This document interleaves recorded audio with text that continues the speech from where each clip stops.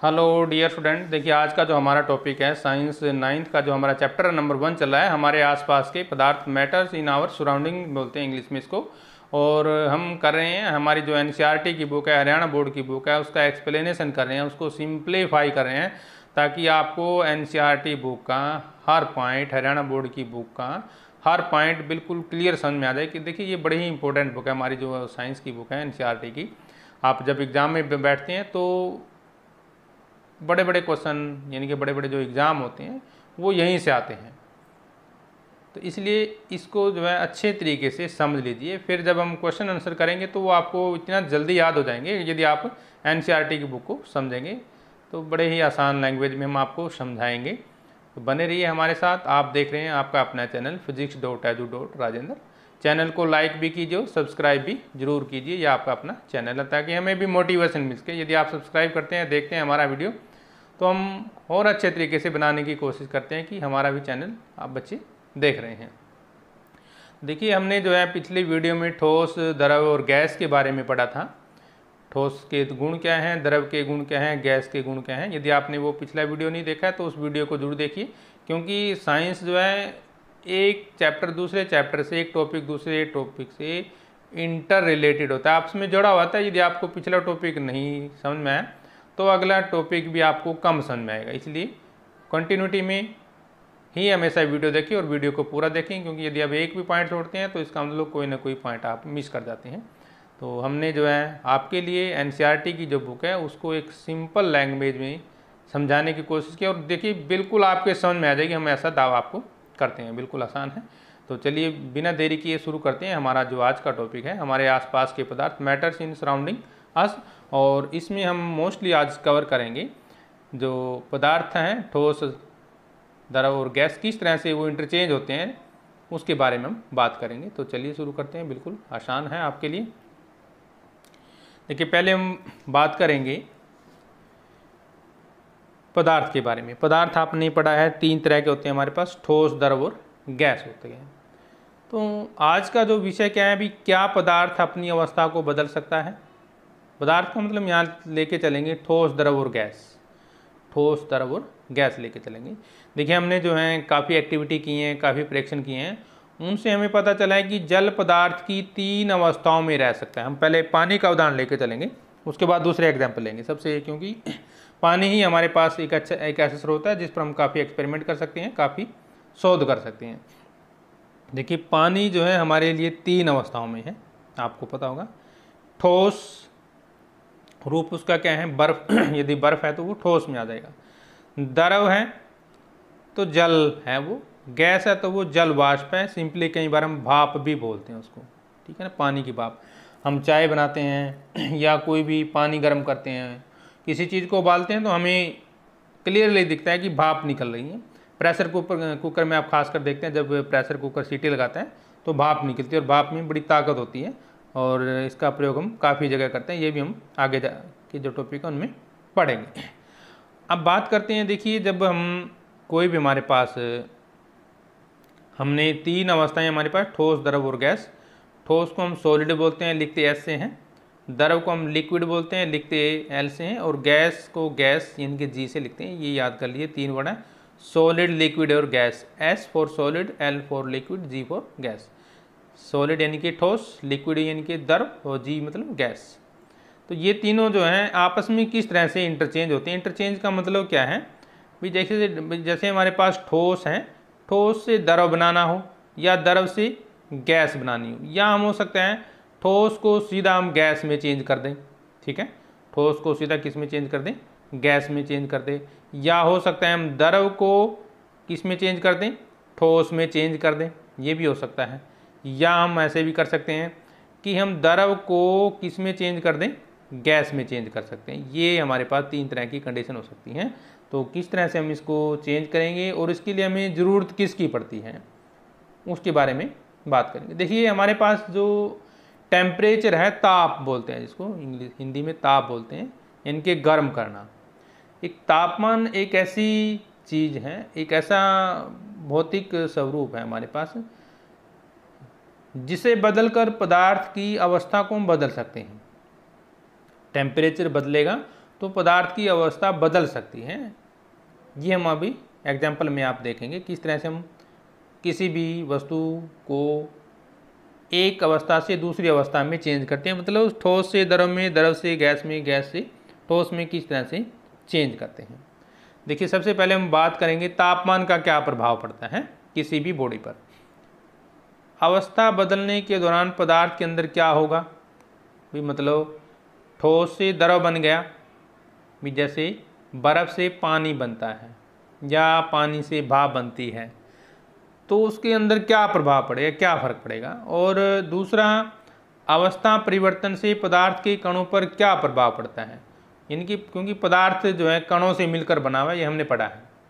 अब उन कणों पर क्या प्रभाव पड़ेगा, क्या इफेक्ट पड़ेगा, ये भी हम जानने का प्रयास करेंगे, हमारा जो आज का वीडियो है।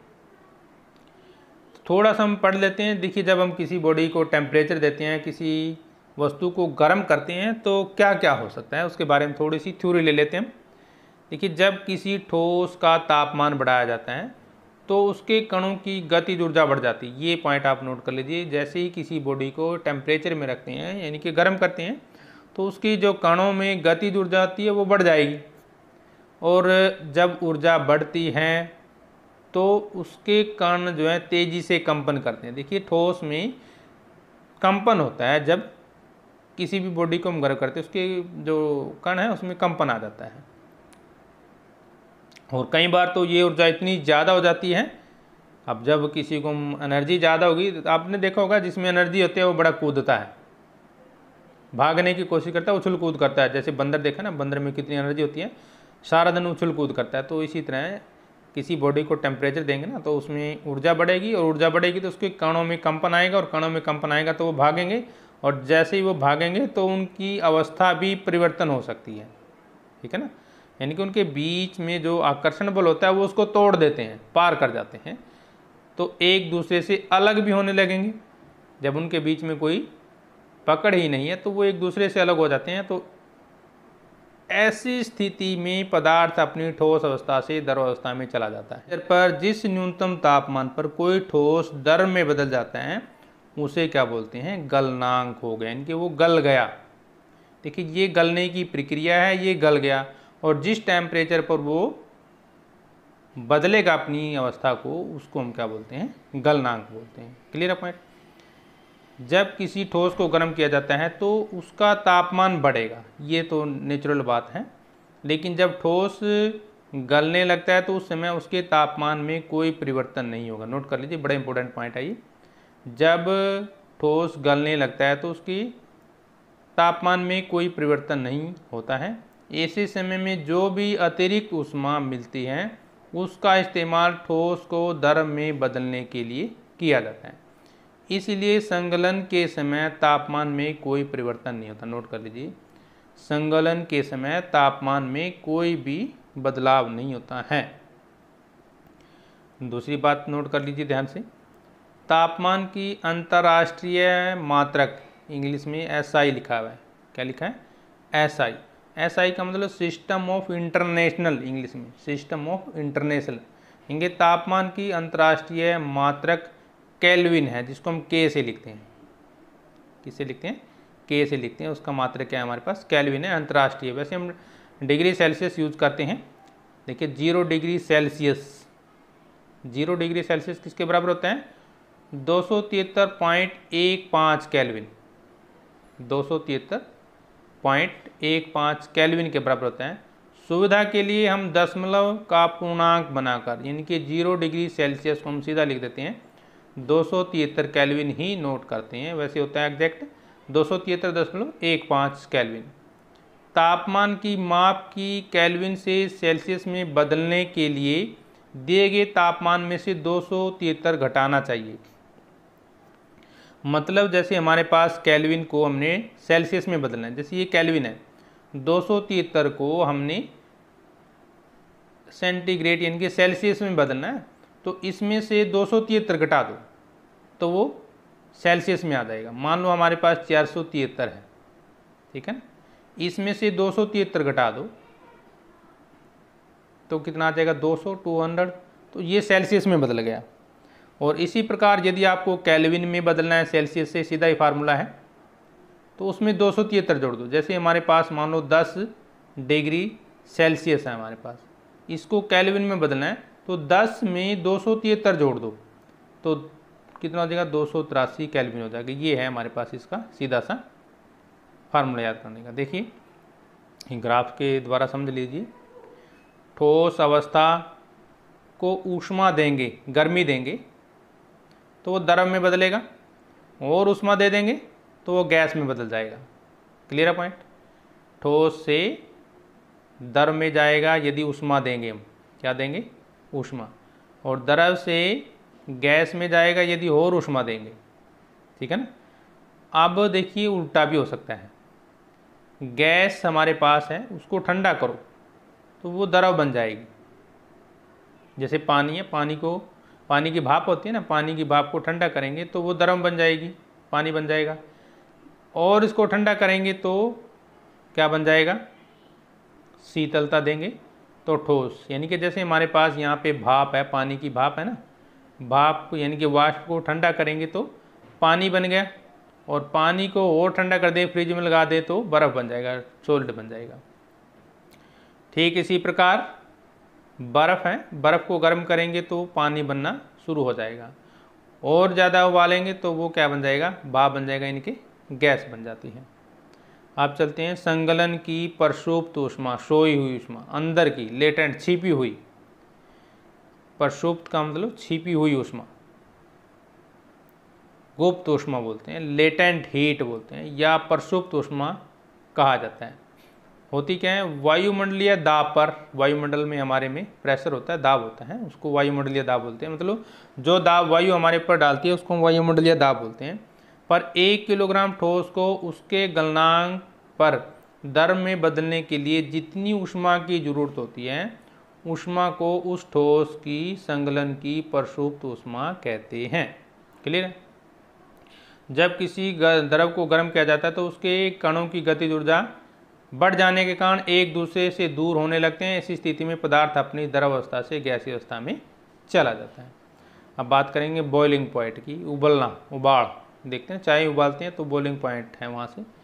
वायुमंडलीय दबाव पर वह तापमान जिस पर किसी द्रव का वाष्पीकरण शुरू हो जाए उस द्रव का क्वथनांक कहलाता है।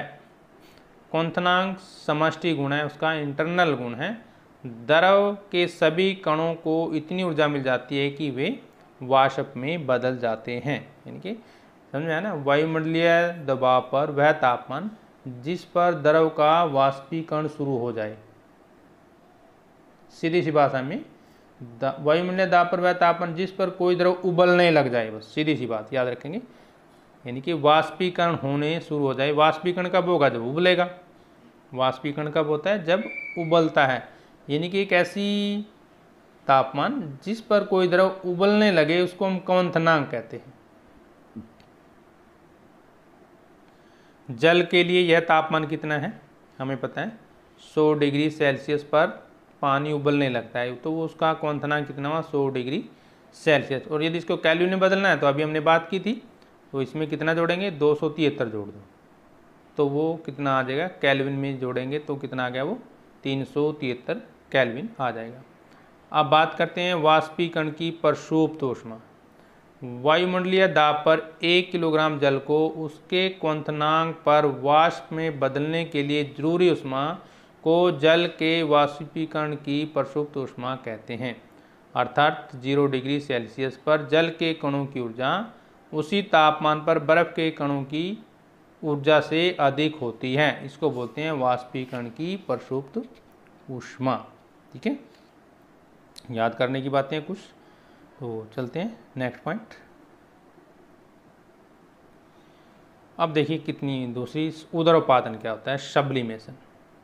उदरोपातन, सब्लिमेशन, देखिए होता क्या है उदरोपातन में, द्रव अवस्था में परिवर्तित हुए बिना ठोस अवस्था से सीधे गैस और वापस ठोस में बदलने की प्रक्रिया उदरोपातन कहलाती है। देखिए हम एग्जांपल देते हैं, ध्यान से देखिए, ये देखिए ध्यान से, ये हमारे पास क्या है, ठोस। जनरली क्या होता है, ठोस जो है द्रव में बदलता है, और फिर जो है गैस में बदलता है, मोस्टली ऐसा होता है। लेकिन कई बार क्या होता है, ठोस से सीधा गैस बनेगी। क्या बनेगी? सीधा गैस बनेगी, या फिर गैस से सीधा ठोस बनेगा। नोट कर लीजिए, या तो ठोस से सीधा गैस बनती है या गैस से सीधा ठोस बनता है, मतलब द्रव नहीं बनेगा वो, चाहे कुछ हो जाए। तो ऐसी प्रोसेस को हम बोलते हैं ऊर्ध्वपातन। क्या बोलते हैं? ऊर्ध्वपातन बोलते हैं। यानी कि जब कोई ठोस द्रव अवस्था में गए बिना सीधे गैस में बदल जाता है, उस प्रक्रिया को ऊर्ध्वपातन कहते हैं। या गैस से सीधे ठोस में बदलने की प्रक्रिया को भी ऊर्ध्वपातन कहते हैं। उदाहरण के लिए जैसे हमारे पास अमोनियम क्लोराइड है, उसको आप गर्म करोगे तो सीधा गैस बनेगी। कपूर आपके घर में होगा, उसको कभी छोड़ के देखना, हवा में खुला छोड़ के, तो उसकी गैस बन जाती है सीधा, मतलब वो द्रव नहीं बनता, डायरेक्ट चला जाता है। ऐसे हमारे पास ठोस कार्बन डाइऑक्साइड, जिसको हम ड्राई आइस भी बोलते हैं। क्या बोलते हैं? ठोस कार्बन डाइऑक्साइड को ड्राई आइस भी बोलते हैं, सूखी बर्फ बोलते हैं। वो भी सेम ऐसी प्रोसेस होती है, देखिए दिखाया गया हमारे पास। तो वो सीधे ही गैस में बदल जाती है जब हम उसको रखते हैं। अब करेंगे दाब परिवर्तन का प्रभाव, effect of change in pressure. Pressure का क्या प्रभाव पड़ता है? जब किसी गैस पर दाब बढ़ाया जाता है तो द्रव अवस्था में चली जाती है। इसी तरह जब किसी द्रव पर दाब बढ़ाया जाता है तो वो ठोस अवस्था में चला जाता है। ठीक है, हम एक एग्जांपल आपके सामने देखते हैं। जैसे हमारे जो घरों में एलपीजी सिलेंडर होते हैं, उनमें गैस बोलते हैं, गैस भरी होती है, ठीक है ना। लेकिन है वो क्या? एलपीजी लिक्विड होती है। हमने पढ़ा होगा एलपीजी, उसकी पूरी फॉर्म है एलपीजी, लिक्विड पेट्रोलियम गैस।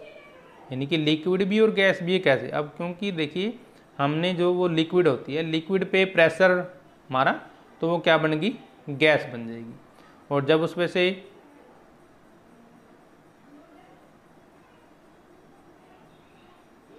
तो हम क्या बात कर रहे थे? देखिए, बात हम कर रहे थे कि जब हम, क्या आपने कभी ठोस CO2 के बारे में सुना है? Carbon dioxide. इसे उच्च ताप पर संग्रहित किया जाता है जब वायुमंडलीय दाब पर 1 एटमॉस्फेयर हो। ये एटमॉस्फेयर तापमान, उसको जो हमारा वायुमंडलीय दाब है उसको मापने की इकाई है, को ठोस CO2 यानी कि जो कार्बन डाइऑक्साइड है, द्रव अवस्था में आए बिना सीधे गैस में बदल जाती हैं। यही कारण है कि ठोस कार्बन डाइऑक्साइड को शुष्क बर्फ भी कहते हैं। इस तरह से हम कह सकते हैं कि पदार्थ की अवस्थाएं यानी कि ठोस, द्रव, गैस सीधे दाब और तापमान के द्वारा तय होती है। देखिए एक फिगर देख लीजिए ध्यान से। ये देखिए ठोस है, सीधा गैस में जाएगा तो ऊर्ध्वपातन होगा। क्या होगा? ऊर्ध्वपातन। जब एक गैस ठोस में जाती है तो भी ऊर्ध्वपातन है, या हम निक्षेपण भी कह सकते हैं। कह सकते हैं निक्षेपण हो जाएगा। संगलन, ठोस से द्रव बनेगा, ठोस से द्रव क्या हो जाएगा? संगलन। और जब द्रव से ठोस बनता है तो जमना, जम जाएगा वो। जब द्रव से गैस बनती है तो वाष्पीकरण होता है। और जब गैस से द्रव बनता है तो क्या बनता है? संघनन। क्या होता है? संघनन। ये बड़े इंपॉर्टेंट पॉइंट है, नोट कर लीजिए, दोबारा हम आपको करा देते हैं। ठोस से सीधा गैस बनेगी, क्या बनेगा? ऊर्ध्वपातन। गैस जब ठोस बनती है तो होता वो भी ऊर्ध्वपातन है, लेकिन हम निक्षेपण भी कह सकते हैं। क्लियर है पॉइंट? नेक्स्ट पॉइंट देखिए। अब आते हैं ठोस पर। ठोस जब द्रव बनता है तो संगलन है प्रोसेस। जब द्रव ठोस बनेगा तो जमना है, वो भी संगलन है। अब करते हैं बात द्रव की। द्रव जब गैस बनता है तो वो है वाष्पीकरण, और जब गैस द्रव बनती है तो वो क्या है? संघनन। ठीक, अब इनमें अंतर देखिए क्या होता है हमारे पास। वाष्पन की प्रक्रिया धीमे धीमे होती है और क्वथन की तेज होती है, बहुत तेज। वाष्पन की प्रक्रिया द्रव के तल के ऊपर होती है, जैसे पानी होता है ना, पानी के ऊपर ही स्तर पर होगी, लेकिन क्वथन पूरे के पूरे जल में होगा। उबलना है तो पूरा उबलेगा, ये नहीं थोड़ा थोड़ा उबलेगा। यह क्रिया आँख से दिखाई नहीं देती, बड़ी स्लो प्रोसेस है। यह क्रिया बुलबुलों के रूप में दिखाई देती है। यदि आप चाय बनाते हैं तो हमें उबलता हुआ पानी दिखता है। इस क्रिया में कोई ध्वनि नहीं होती, लेकिन जब उबालते हैं तो थोड़ी बहुत ध्वनि जरूर आती है। आप करते हैं थोड़े से इंपॉर्टेंट पॉइंट, देखिए याद करने हो गए। पानी का हिमांक 0 डिग्री सेल्सियस, हिमांक का मतलब जमने का दर्जा, या 32 डिग्री फ़ारेनहाइट है। शरीर का तापमान हमारे पास 37 डिग्री सेल्सियस या 98.6 फ़ारेनहाइट होता है। पानी का क्वथनांक 100 डिग्री यानी कि 100 डिग्री सेल्सियस या 212 फ़ारेनहाइट होता है। -40 पर दोनों तापमान बराबर होते हैं। अपने द्वारा किए गए गणित की दोबारा जांच कर लें, इससे आप अपने उत्तर के प्रति ज़्यादा विश्वस्त होंगे। मतलब जो हमने ये पॉइंट किए हैं ये आप कहीं से वेरीफाई भी कर सकते हैं। अंतर्राष्ट्रीय श्रोता को संबोधित करते समय सेंटीग्रेड या सेल्सियस जैसे शब्दों का उपयोग न करें, इसकी बजाय डिग्री सेल्सियस का उपयोग करें। याद रखें कि केल्विन हमेशा सेल्सियस से 273.15 ज़्यादा होता है। यदि हमें 1 डिग्री से दूसरी डिग्री में बदलना है तो ये फार्मूला हमारे पास C बराबर 5/9, ये वाला फार्मूला। सूत्र का उपयोग करके हम भी फ़ारेनहाइट को सेल्सियस में बदल सकते हैं या ये भी लगा सकते हैं, दोनों फार्मूले में यूज़ कर सकते हैं, ठीक है ना। फ़ारेनहाइट थर्मामीटर के हिमांक 212 की हद के भीतर होता है, इसलिए हम फ़ारेनहाइट तापमान से 32 डिग्री F को घटाने की अवस्था होती है और इसे 212 से भी घटाने की ज़रूरत होती है। देखिए ये है हमारे पास फार्मूले। फ़ारेनहाइट से सेल्सियस में बदलना हो, ये देखिए ये फार्मूला है। यदि हमारे पास सेल्सियस दिया गया है ना, अगर मान लो हमारे पास सेल्सियस मान लो 10 डिग्री तापमान दिया गया है तो यहाँ पे 10 रखेंगे तो वैल्यू आ जाएगी। और सेल्सियस टू फ़ारेनहाइट बदलना है तो ये फार्मूला लगाएंगे आप। कंबाइंड रूप से हमारे पास फार्मूला ये है, देखिए ध्यान से, इस फार्मूले को याद कर लीजिए। ये फार्मूला एक तरह के तापमान को दूसरे तरह के तापमान में बदल जाता है। C का मतलब सेल्सियस, फ़ारेनहाइट, R र्यूमर और K केल्विन है। तो ये देखिए फार्मूला। फ़ारेनहाइट को देखिए ये हमारे पास क्या, फ़ारेनहाइट निकालना हो तो ये फार्मूला है सेल्सियस से। जब सेल्सियस निकालना हो फ़ारेनहाइट से तो ये फार्मूला है, और जब हमें सेल्सियस निकालना हो केल्विन से तो 273 माइनस करेंगे, ठीक है। और जब केल्विन को सेल्सियस में बदलना है तो 273 हम ऐड करेंगे। तो ये था हमारे पास आज का जो वीडियो था आपके लिए। तो नेक्स्ट वीडियो के लिए हम जल्दी ही हाजिर होंगे, तब तक हम आपसे लेते हैं इजाज़त। जय हिंद।